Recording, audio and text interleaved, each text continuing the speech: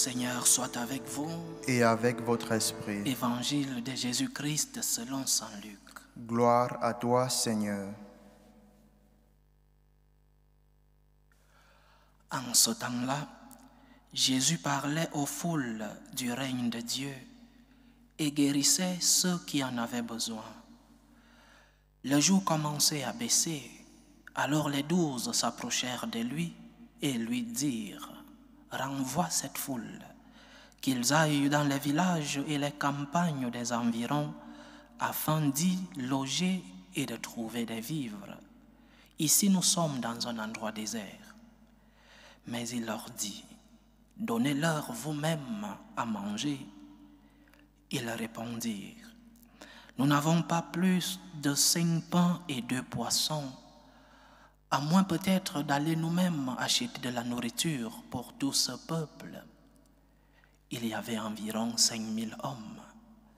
Jésus dit à ses disciples: faites-les asseoir par groupe de 50 environ. Ils exécutèrent cette demande et firent asseoir tout le monde. Jésus prit les 5 pains et les 2 poissons, et levant les yeux au ciel, il prononça la bénédiction sur eux, les rompit et les donna à ses disciples pour qu'ils les distribuent à la foule. Ils mangèrent et ils furent tous rassasiés. Puis on ramassa les morceaux qu'il leur restait. Cela faisait 12 paniers. Acclamons la parole de Dieu. Louange à toi, Seigneur Jésus. J'imagine que dans toutes vos paroisses, ou presque dans toutes les paroisses du monde, la semaine dernière, le curé, ou alors celui qui était chargé de passer les très populaires communiqués dans les paroisses, cette personne invitait les fidèles à une quête extraordinaire ce dimanche dans toutes les paroisses chrétiennes, catholiques, le jour de la fête du Saint-Sacrement de corps et le sang de notre Seigneur. Il y a une quête pour aider les pauvres, ceux qui n'ont rien, les pauvres du lieu, les pauvres du quartier, les pauvres du village, ou pour envoyer cette quête lorsque la paroisse est dans un quartier pas plus pauvre, envoyer cette quête dans les quartiers ou dans les paroisses les plus démunis. Et l'Église a continue cette tradition, parce que l'Eucharistie est aussi un symbole, ou alors un appel à la charité, un appel à la compassion.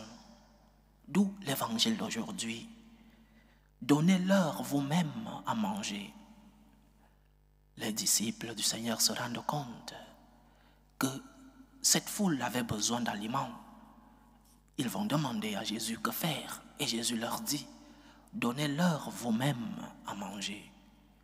C'est un appel pour nous tous. Donnons à manger à ceux qui n'en ont pas.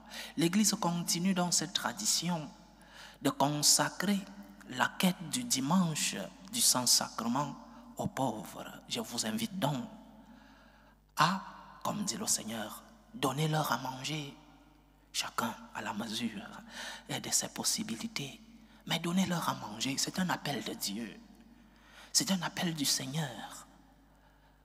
Il est facile pour nous de nous plaindre des choses qui vont mal dans le monde, de nous plaindre des guerres, de la famine, de la misère dans le monde, du manque de travail dans certains pays. Les jeunes, il est très facile de nous plaindre.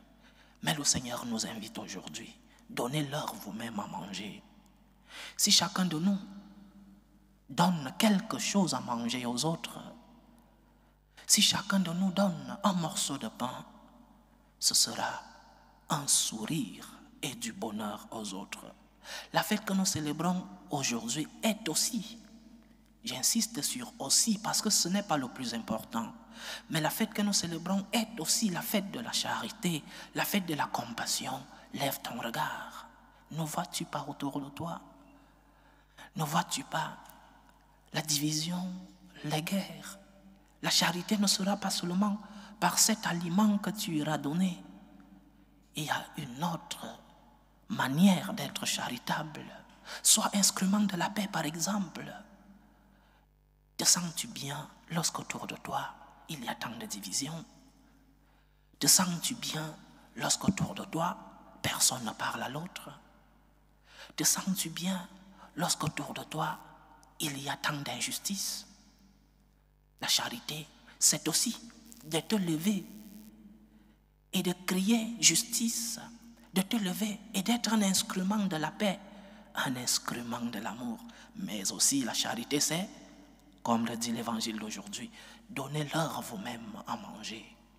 Le premier appel donc de la fête d'aujourd'hui, c'est, peux-tu donner quelque chose à celui-là qui est dans le besoin?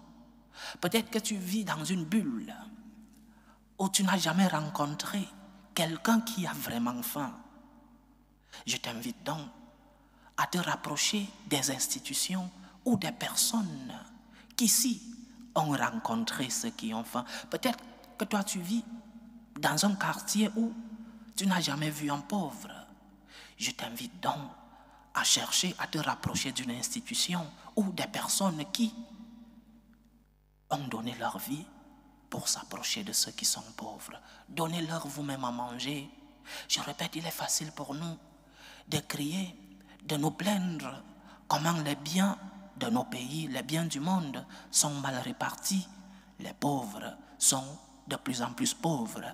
Les riches le sont de plus en plus. Et il est facile de nous plaindre, de tomber dans l'indifférence. Donnez-leur vous-même à manger. Lorsque tu pourras faire quelque chose, alors tes plaintes seront légitimes. Lorsque tu pourras enlever de ta poche un peu de tes moyens pour les faire arriver à ceux qui ont faim, donner un sourire à ceux qui sont tristes, tes plaintes seront légitimes.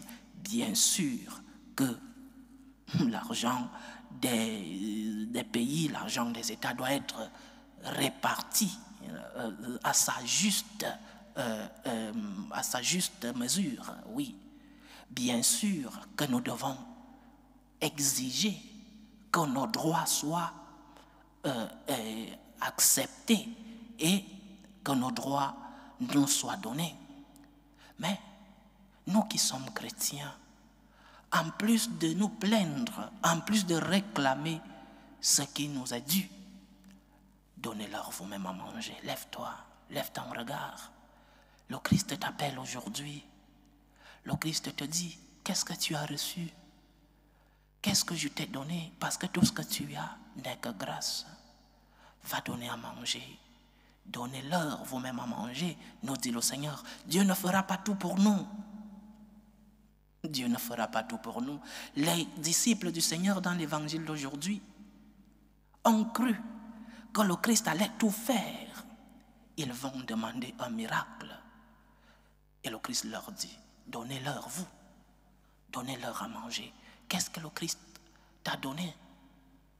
Un poisson, 2, 3, 5 pains, 2, 7, 10. Va donner à manger. C'est le Christ qui t'appelle. Ce n'est pas ton gouvernement qui t'appelle. Ce n'est même pas le pauvre qui est devant ta maison qui t'appelle ou que tu as rencontré ou que tu vois à la télévision. Ce n'est pas ce pauvre qui t'appelle. C'est le Christ lui-même qui te lance cet appel urgent. Donnez-leur vous-même à manger. Et ce n'est pas une aide que le Christ est en train de te demander. Ce n'est non plus un conseil que le Christ te donne, c'est un impératif. Donnez-leur. Levez-vous. Allez leur donner à manger. J'ai peut-être commencé la méditation d'aujourd'hui par quelque chose de secondaire. Parce que la fête que nous célébrons aujourd'hui a ceci de secondaire, l'appel à la charité, l'appel à la compassion, l'appel à faire transformer nos cœurs en cœurs de chair, arracher ce cœur de pierre que nous avons en nous et de pouvoir nous rendre compte des besoins de ce prochain proche, de celui-là qui est dans le besoin et que tu vois parce que le Seigneur t'a donné des yeux, celui-là qui crie à l'aide et que tu écoutes parce que le Seigneur t'a donné des oreilles, celui-là qui vit une injustice et tu es au courant et parce que le Seigneur t'a donné une bouche pour défendre la vérité, allez leur donner à manger. Faites du Saint-Sacrement, faites de la charité, faites de la compassion. Arrache ton cœur de pierre, transforme-le en cœur de chair. Ne sois pas indifférent face à la douleur des autres. Ne sois pas insensible à la douleur, aux souffrances des autres. Va donner à manger. Le Christ t'appelle aujourd'hui. Donnez-leur vous-même à manger. Prie pour les gens, oui. Prie pour la fin de la guerre. Prie pour que ceux qui ont faim puissent avoir un morceau de pain. Mais la prière n'est pas suffisante, chers frères et sœurs. Tu peux prier, mais le Seigneur veut passer par toi pour faire parvenir ce pain à ceux qui ont faim. La manne qui tombait du ciel dans l'Ancien Testament n'existe plus. C'est la réalité.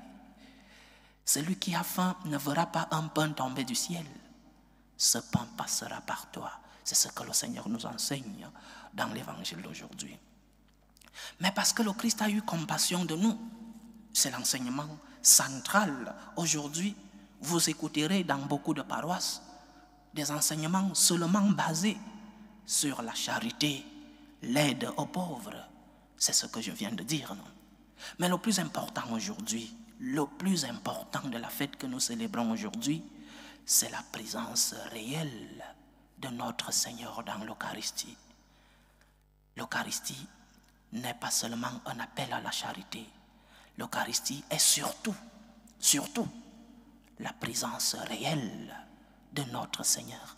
Le Christ est présent dans l'Eucharistie. Ce n'est pas un symbole. Il n'a pas dit, ceci est comme si c'était mon corps. Prenez et buvez-en tous. Ceci est un symbole de mon sang. Non. Prenez et mangez-en tous. Ceci est mon corps. Prenez et buvez-en tous. Ceci est mon sang. Présence réelle et sacramentelle de notre Seigneur dans l'Eucharistie. Quelle grâce, quelle merveille, quel bonheur. Quelle action de grâce pour nous chrétiens.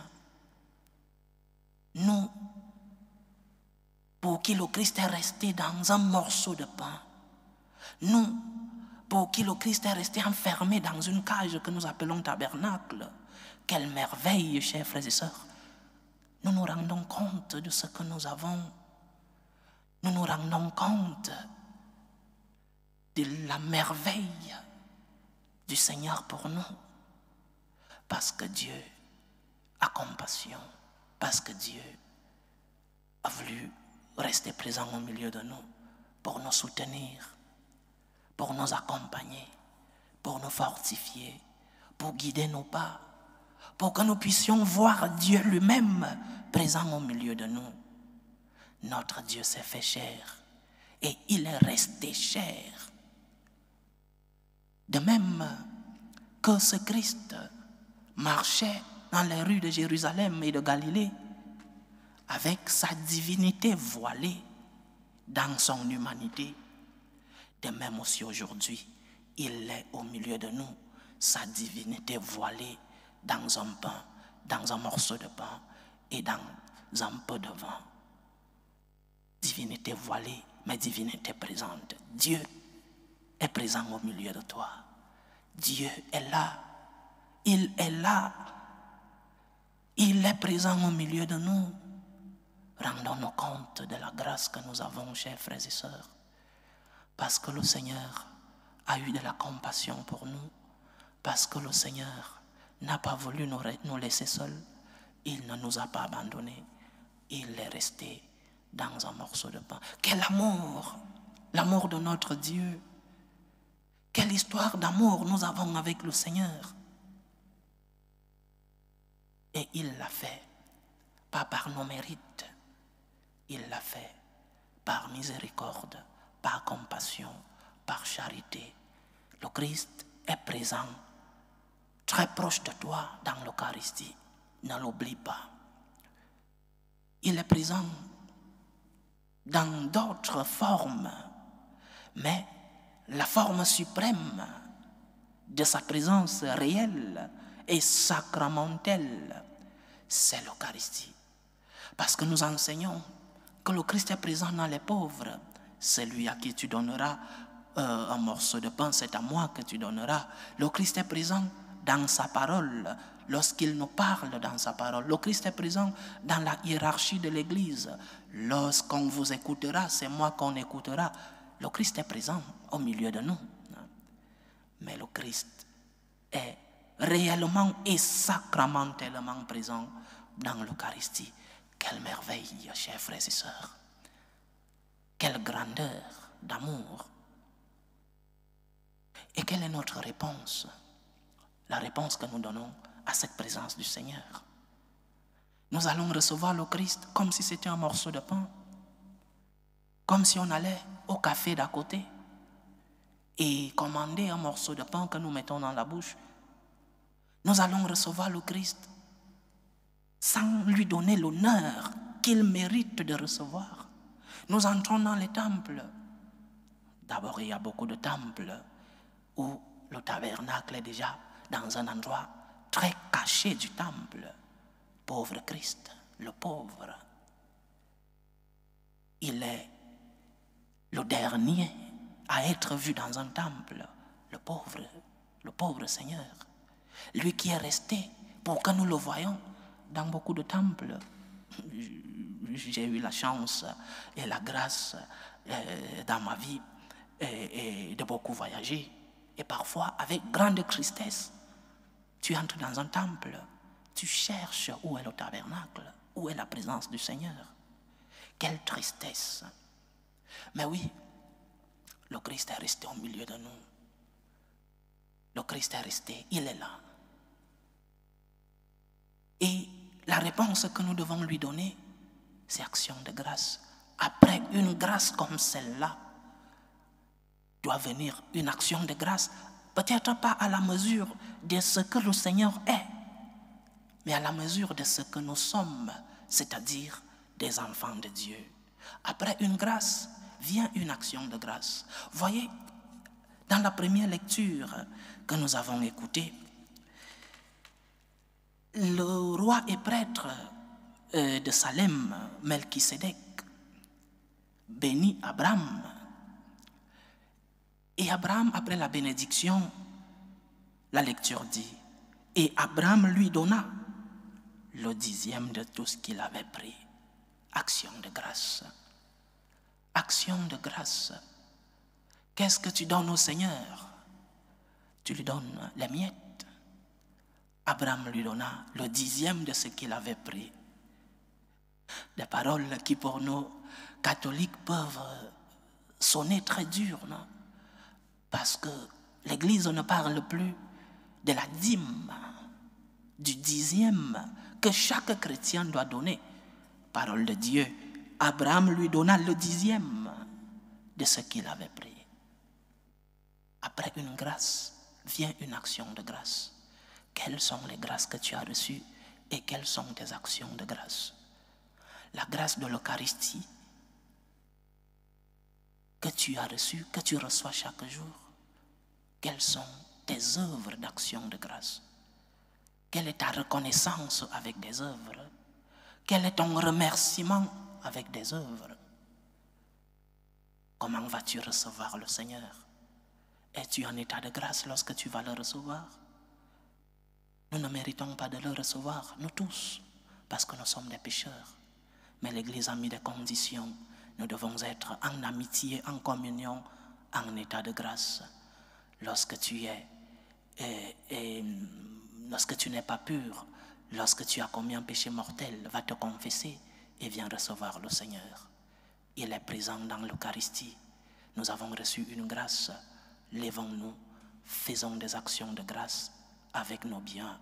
Que le Seigneur, présent au milieu de nous, qu'il nous fortifie, qu'il nous éclaire, qu'il nous soutienne dans l'épreuve, mais aussi et surtout que sa présence apporte des fruits spirituels et aussi, pourquoi pas, des fruits matériels au milieu de nous.